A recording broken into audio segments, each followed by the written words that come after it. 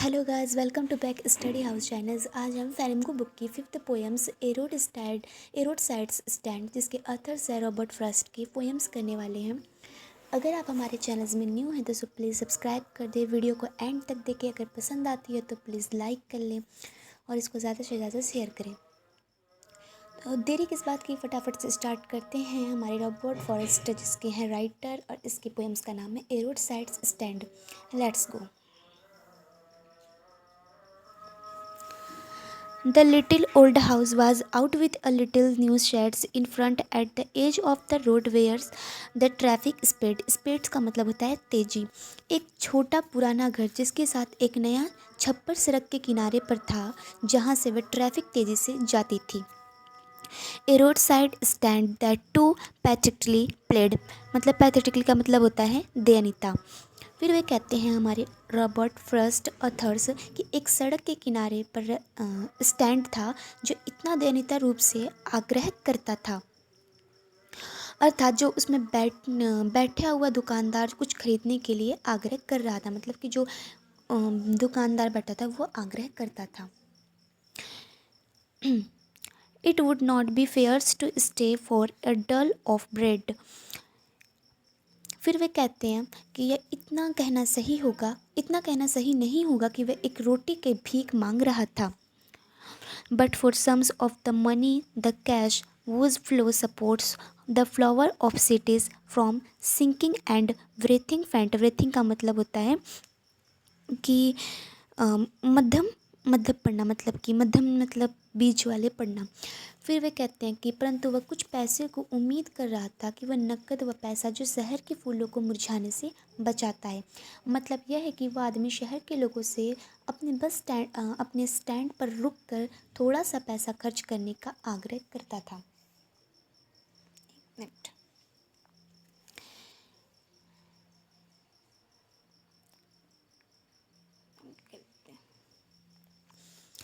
The policy traffic passed with a mind actuated, मतलब policy traffic का मतलब होता है कार में जो अमीर लोग होते हैं उनके बारे में।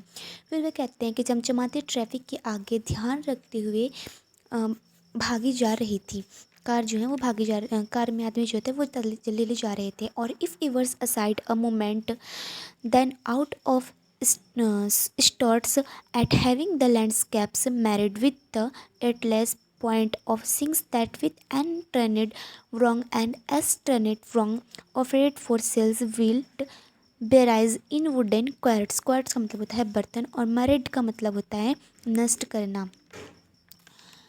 फिर वे कहते हैं कि जो उसमें आदमी बैठे हुए आदमी थे, अमीर आदमी थे, यदि वह एक बार खिड़की से बाहर देखता भी था तो उसे गलत मुड़े हुए एन और एस वाले कलाहीन रंगों वाले ब्रेड द्वारा प्राकृतिक सुंदरता को बिगाड़ने पर परेशान होता, और जो जंगल के बेर जो लकड़ी और बक्सों में बेचने वाले के लिए रखे हैं।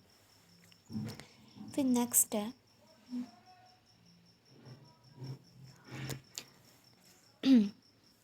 एक मिनट में देख रहे और crook necked golden squares with silver watts. Crook neck का मतलब होता है मुड़ी हुई गर्दन। फिर वे कहते हैं कि सुनहरी कद्दू जिन पर चांदी जैसे चमकते हैं, और beauty rest in a beautiful mountain scans, या सुंदर पहाड़ी दृश्यों को देखने के लिए वे बाहर देखता था। You have the moment. फिर वे कहते हैं कि तुम्हारे but if you want to been mean का मतलब होता है कंजूस। फिर वे कहते हैं तुम्हारे पास है, लेकिन यदि वे आप चाहते हैं तो इसके मायने हो। Why keep your money this crossly and go along. यहाँ पे क्रॉजली का मतलब होता है गुस्से से। फिर वे कहते हैं कि तो इसे अपने पास क्यों रखते हैं। यहाँ पर कहने का मतलब है वे गुस्से में कहते हैं और चले जाते हैं। मतलब यहाँ पे कहते हैं कि जो हमारे रॉबर्ट फॉरेस्ट हैं वे राइटर जो है वे कहते हैं पैसा खर्च करने के लिए। वे कहते हैं कि यहाँ वे कहना चाहते हैं जो दुकानदार हैं वो जो स्टैंड पे खड़े होते हुए कहते हैं कि कुछ पैसे खर्च करने के लिए कहते हैं। नेक्स्ट है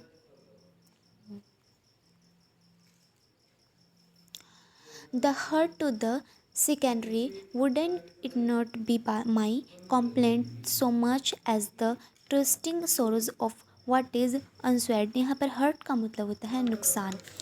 फिर जो हमारे रॉबर्ट फ्रॉस्ट हैं वे कहना चाहते हैं कि वे कहते हैं सुंदर प्राकृतिक दृश्य को ख़राब करने पर उन्हें दुख होता है।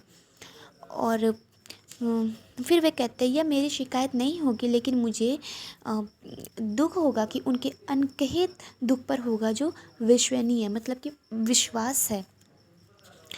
फिर यहाँ पे Here's, here's far from the cities we make our roadside stand and ask for some cities money to fill in hand to try if it will not make our being expand. Expand का मतलब होता है फैलना।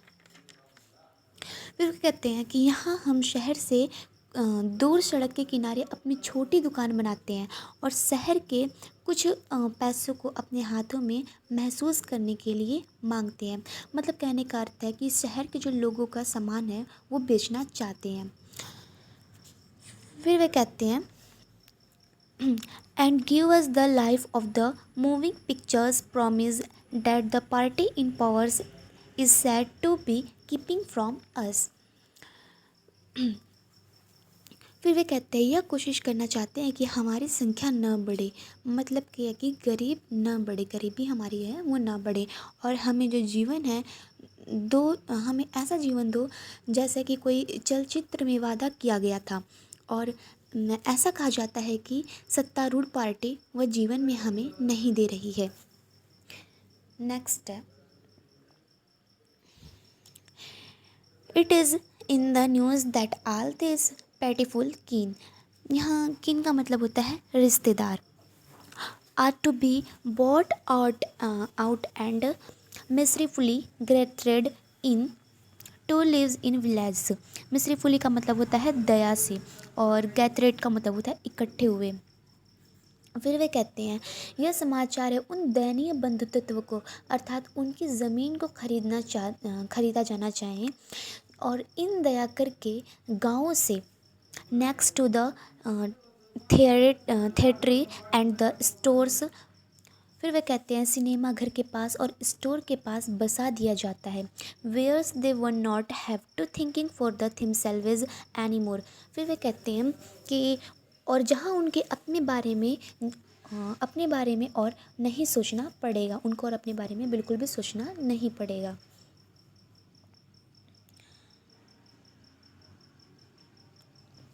फिर है will ग्रेडी good डर्स।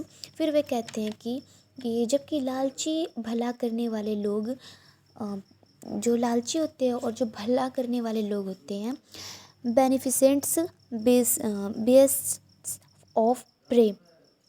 बेनिफिसेंट्स का मतलब होता है दयालु। और फिर वे कहते हैं कि क्या कहते हैं उसको, जो शिकारी जानवर के सामने अपने आसपास मंडरा रहे और उनसे काम करवाने का लाभ कमाते हैं। तो आगे है एक मिनट। Swarm overs theirs lives enforcings benefits. Enforcings का मतलब होता है मजबूर करना। That are calculated to soothe them out of theirs weeds. यहाँ कैलकुलेटेड का मतलब होता है योजना बनाना, और सूथ का मतलब होता है आराम। And by teachings them how to sleeps they sleep all day डिस्टोरीज they are sleeping at night the ancient way. Ancient का मतलब होता है प्राचीन काल में। फिर वे कहते हैं कि जो वास्तव में उन्हें झूठा आश्वासन देते हैं, मतलब झूठे की तसल्ली देते हैं, और उनको यह सिखाकर कि कैसे सोया जाता है, और वे सारा दिन ही सोते हैं और प्राचीन तरीके से उनकी रात की नींद खराब करते हैं। Sometimes I feel myself I can hardly bear the thought of so much childish longing in vain. Hardly का मतलब होता है मुश्किल, और यहाँ पर childish का मतलब होता है कि बचकाना, और longing का मतलब होता है इच्छा। फिर वे कहते हैं हमारे रॉबर्ट फ्रॉस्ट ऑथर्स कि कई बार मैं खुद महसूस करता हूँ कि यह व्यर्थ की बचकाना इच्छा सहन कर सकता। और फिर नेक्स्ट है द सैडनेस दैट लर्क्स का मतलब होता है छिपा। Nears the open windows there's. that waits all day in almost open prayer for the squad squeal का मतलब है चिल्लाना brakes the sound of a stopping car. फिर वे कहते हैं और वह उदासी सहन नहीं कर सकता जो उसकी खुली खिड़की के नज़दीक छिपी हुई है, और जो उदासी लगभग खुली प्रार्थना करती है कि किसी भी गाड़ी की यहाँ ब्रेक लगे। मतलब कहने का मतलब मैं आपको समझाती हूँ, एक minute. Of all the thousand selfish car that pass, कहने का मतलब यह है कि यहाँ पर कोई भी गाड़ी है वो रुके हुए और उनकी ब्रेक हो सके, मतलब कि हज़ार स्वार्थी गाड़ियाँ जो है यहाँ से गुज़रती हुई है तो वो वहाँ से रुक जाए और कुछ पैसे वहाँ से खर्च करे। वे चाहते हैं just once to inquiries what a farmer's prices are. फिर वे कहते हैं कि उनसे एक वो यहाँ आकर रुकती है और पूछती है किसानों की पैदावार का भाव क्या है। And one did stop but only to plough up grass. यहाँ पर प्लो का मतलब होता है उलटना। In using the yard to back and turn around, और यार्ड का मतलब होता है आंगन। फिर वे कहते हैं कि और एक गाड़ी आकर रुकी और केवल यार्ड मतलब कि आंगन में रखी घास को कुचलकर वापस मुड़ने के लिए। And another to ask the way to where it was bound, and another to ask could they sell it a gallon of gas। फिर वे gallon of gas they could not this crossly. फिर वे कहते हैं कि मतलब कहने का मतलब है कि यार्ड मतलब जो आंगन है उनको यार्ड को गाड़ी बैक करने के लिए प्रयोग करती है और जिसके पास घास खराब होती है, और एक गाड़ी रुकी केवल रास्ता पूछने के लिए, मतलब एक गाड़ी तो रुकी वे रास्ता पूछने के लिए केवल रुकी, और एक गाड़ी यह पूछने के लिए रुकती है कि क्या उनके पास पेट्रोल है। They had none did not it see, उनके पास नहीं है, गुस्से में वे कहते हैं, और उनके पास नहीं थी क्या देखा नहीं। नेक्स्ट है no in country money the country scales of gain. Scale का मतलब होता है पैमाना। द रिक्वेस्टेड मतलब कि इच्छित, रिक्वेस्ट मतलब होता है इच्छित। Lift of spirits has never been found. फिर वे कहते हैं नहीं, देहात में लाभ के पैमाने के अनुसार देहात के पैसे में ज़रूरत के हिसाब से उत्साह के बढ़ावा कभी भी नहीं पाया गया है। और so the voice of the country seems to complain, और सिम्स का मतलब होता है जैसे लगता है ना, जैसे लगना, तो उसको कहते हैं सिम्स। फिर वे कहते हैं कि फिर वे कहते हैं कि या किसी तरह के देहात की आवाज़ की शिकायतें करते हुए उनको प्रतीत होती है। I can not help owning the great real life का मतलब होता है कि जैसे आराम करना, रियल लाइफ का वर्ड मीनिंग होता है। It would be to put this peoples at once stroke out of their pain. फिर वे कहते हैं कि इन लोगों के एक ही झटके में उनके दुख से बाहर निकालने के जाने पर अपनी खुशी को रोक नहीं सकूँगा। And the next day as I come back into the sense का मतलब होता है सही। सन का मतलब होता है सही।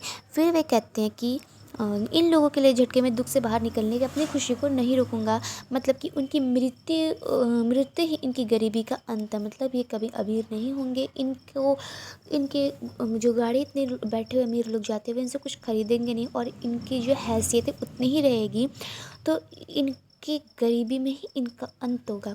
और अगले दिन में वे जैसे ही स्वस्थ दिमाग में वापस आता हूँ।